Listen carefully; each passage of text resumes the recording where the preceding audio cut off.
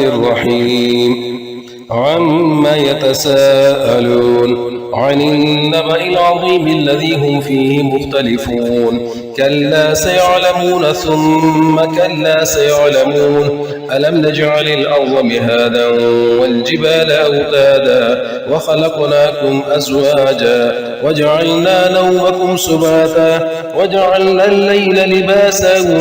وجعلنا النهار معاشا وبنينا فوقكم سبعا شدادا وجعلنا سراجا وهاجا وأنزلنا من المعصرات ماء ثجاجا لنخرج به حبا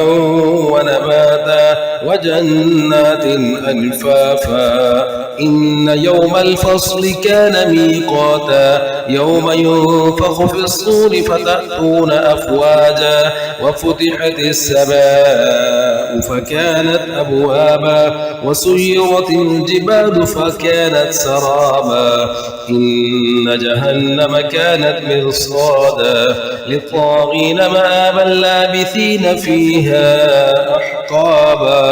لا يذوقون فيها بردا ولا شرابا إلا حميما وغساقا جزاء وفاقا إنهم كانوا لا يرجون حسابا وكذبوا بآياتنا كذابا وكل شيء أحصيناه كتابا فذوقوا فلن نزيدكم إلا عذابا إن للمتقين مفازا حدائق وأعنابا وكواعب أترابا وكأسا دهاقا لا يسمعون فيها لغوا ولا كذابا جزاء من ربك عطاء حسابا رب السماوات والأرض وما بينهما